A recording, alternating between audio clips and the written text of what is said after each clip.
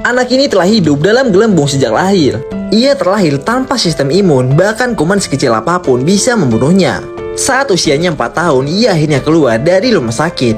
Begitu turun dari mobil, sebuah balon terbang mendekat. Ibunya langsung meletuskannya dan melempar balik karena tak membiarkan apapun yang mengandung bakteri mendekati anaknya. Anak itu kemudian tinggal di sebuah istana gelembung. Di sana ada sepasang sarung tangan karet, dan orang lain hanya bisa menyentuhnya lewat sarung tangan itu. Ibunya memotong rambutnya setiap hari dan mengajarinya membaca, bahkan memberinya bintang kecil sebagai hadiah.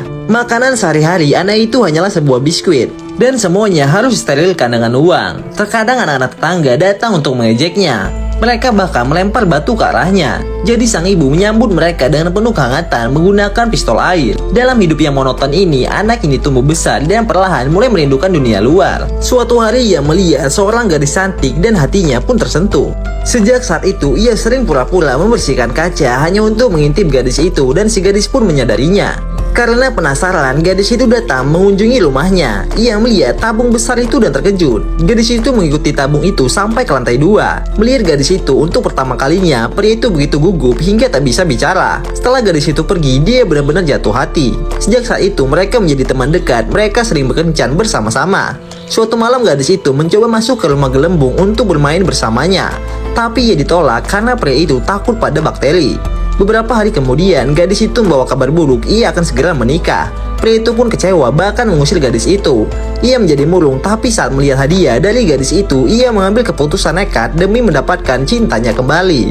Ia membuat pakaian gelembung untuk dirinya sendiri, lalu ia berjalan perlahan keluar dari kamar. Namun tak sengaja terguling di tangga. Ia dengan berani melangkah keluar rumah. Itu adalah pertama kalinya ia keluar rumah sejak dia kecil. Ia sangat bersemangat, tapi saat ia menginjak jalan, sebuah bus menabraknya hingga terpental jauh. Untungnya pakaian gelembung itu sangat kuat sehingga ia tidak terluka. Akhirnya ia naik pesawat, ia tiba di Nicaragua. Pria itu berlari tanpa berhenti. Di detik terakhir, ia tiba tepat waktu di pernikahan gadis itu.